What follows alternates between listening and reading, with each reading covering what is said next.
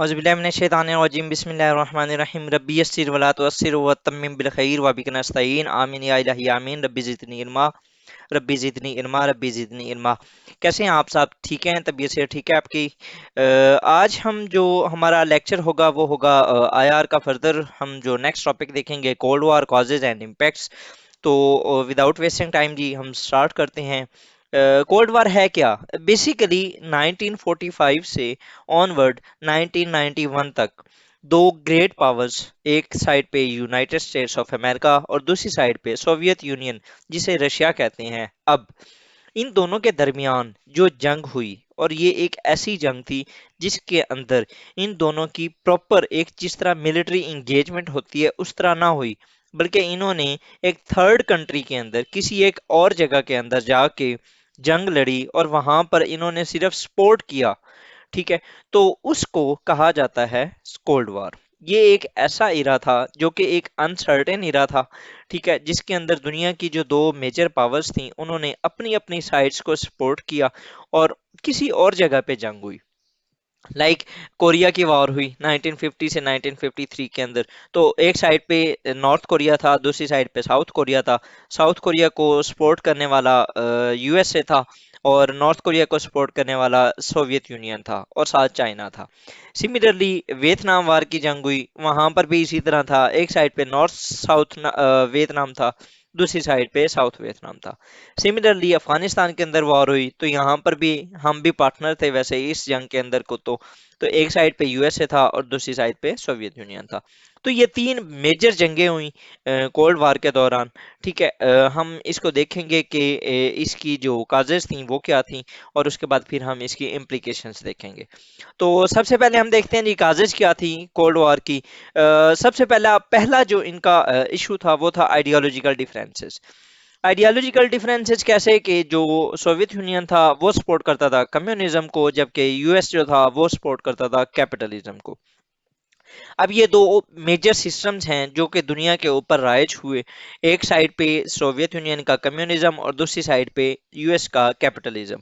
और इस टाइम पे दुनिया के अंदर कहीं कहीं पर कम्युनिज्म है और कहीं कहीं पर कैपिटलिज्म है। अगर आप चाइना के अंदर देखें, अगर आप रशिया के अंदर देखें, तो उन्होंने स्टिल चाहे कि वो कैपिटलिज्म को उन्होंने एम्ब्रेस कर लिया, उन्होंने अपने मुल्कों के अंदर इम्प्लीमेंट कर लिया, लेकिन still they are somewhat doing some sort of communist policies.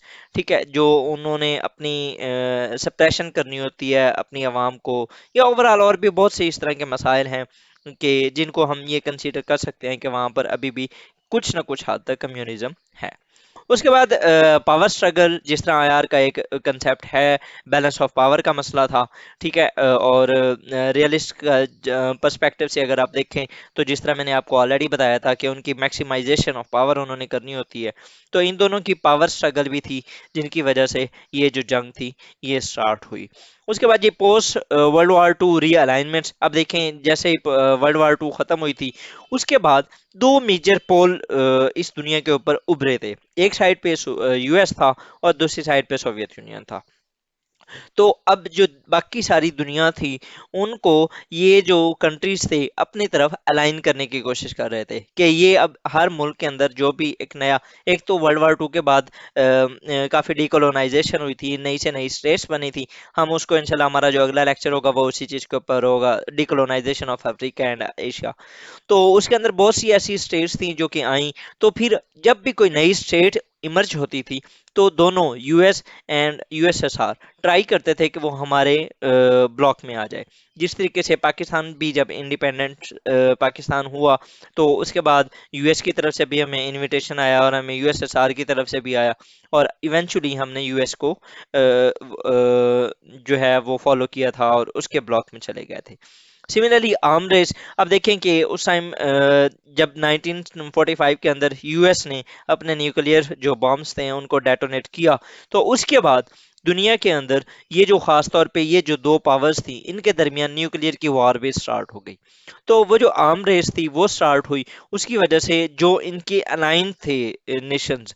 ठीक है, अब फॉर एग्जांपल अगर मैं आपको बताऊं तो पाकिस्तान अगर यूएसए की साइड पे चला जाए और इंडिया जो था वो यूएसएसआर की साइड पे चला गया। तो उन दोनों ने क्या किया, यूएस ने पाकिस्तान को आर्म के साथ लेस करना स्टार्ट कर दिया, और सिमिलरली इंडिया ने यूएसएसआर ने इंडिया को स्टार्ट कर दिया था। तो वो जो एक रीअलाइनमेंट थी, उसके बाद आर्म रेस भी स्टार्ट हो गई। ठीक है, तो ये भी एक मेजर रीजन थी। अब देखें, जब आर्म रेस स्टार्ट होती है, जब वेपन्स को इंक्रीज किया जाता है, तो वो क्यों किया जाता है? क्योंकि थ्रेट्स की वजह से किया जाता है, और जब थ्रेट्स इंक्रीज होते हैं तो ultimately it leads to war या कन्फ्लिक्ट। उसके बाद ये प्रॉक्सी वार्स थी, ये वैसे तो इम्पैक्ट था, बहरहाल इनकी जो इश्यूज थे वो मुख्तलिफ कंट्रीज के अंदर वहाँ जाके वहाँ के लोगों को उकसाना, या वहाँ पर जो एक प्रोपेगेंडा करना, जिस तरह बे ऑफ पिग्स इन्वेजन थी। इसको आपने देखना है कि बे ऑफ पिग्स इन्वेजन क्या थी। उसके अलावा क्यूबा के अंदर बहुत से ऐसे इश्यूज थे जिनकी बेस पे ये मसाइल हुए कोल्ड वार के इरा के दौरान ही। उसके अलावा और भी बहुत सी ऐसी नेशंस थी, मिडल ईस्टर्न कंट्रीज थे, जहां पर इन दोनों की जो प्रॉक्सी वार्स थी वो चलती रही थी। अब इसकी इम्प्लीकेशंस क्या हुई, कोल्ड वॉर के जो इम्पैक्ट्स थे, हमने वो देखने हैं कि इसके इम्पैक्ट्स क्या थे। सबसे पहले जी, डिवीजन ऑफ वर्ल्ड।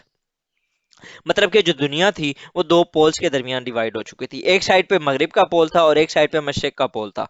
जो मशरिक वाली साइड थी वो यूएसएसआर लीड कर रहा था, और जो मगरिब वाला पोल था उसको कौन लीड कर रहा था जी?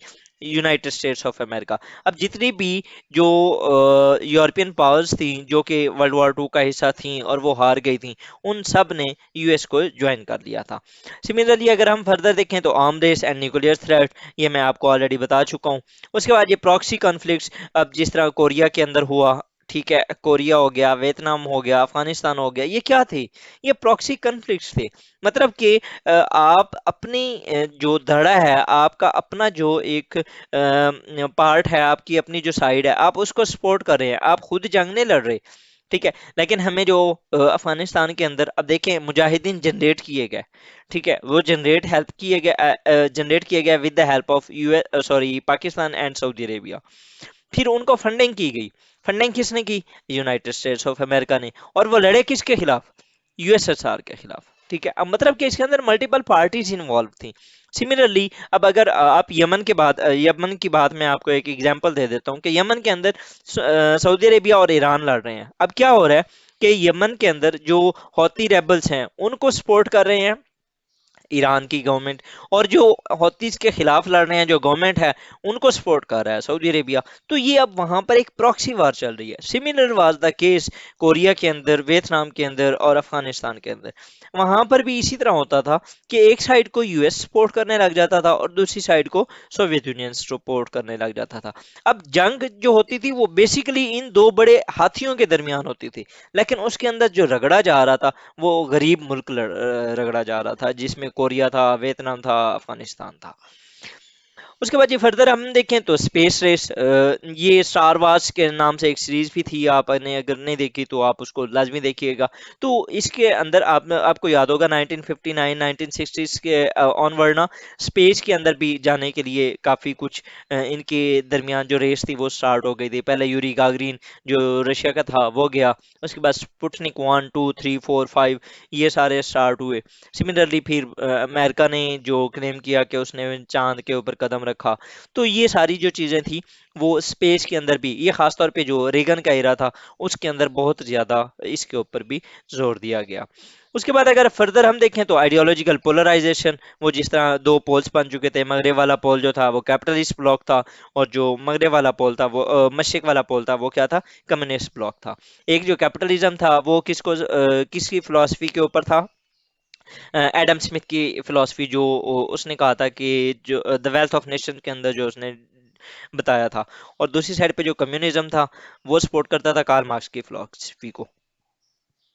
फर्दर अगर हम देखें तो इकोनॉमिक कंपटीशन, अब दोनों जो नेशंस थी उनके अंदर जब बात आ गई ना मैक्सिमाइजेशन ऑफ पावर की, तो मैक्सिमाइजेशन ऑफ पावर सिर्फ सिक्योरिटी के अंदर नहीं या वेपन्स के अंदर नहीं, वो हर चीज में थी। मतलब कि आप अगर इकोनॉमी को ले लें, आप सोसाइटी को ले लें, आप ओवरऑल अलाइनमेंट्स को ले लें, किसी भी चीज में उनके दरमियान जो पावर मैक्सिमाइजेशन की जो गेम थी वो चल रही थी।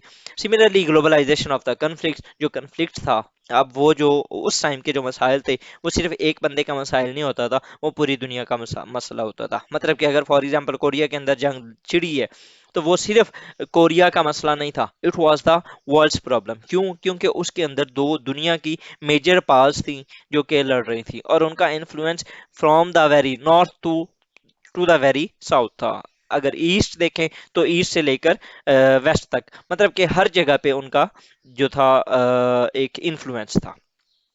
तो ये था जी हमारा आज का लेक्चर, इसको आप एक बार देख लीजिएगा। होपफुली आपको अंडरस्टैंड हुआ होगा कि कोल्ड वॉर क्या थी और उसकी काजेज क्या थी, उसकी इम्प्लीकेशंस क्या थी। इंशाल्लाह हम बहुत जल्द नेक्स्ट वीडियो के साथ हाजिर होंगे। टिल देन जी, थैंक यू, अल्लाह हाफिज, स्टे ब्लेस्ड।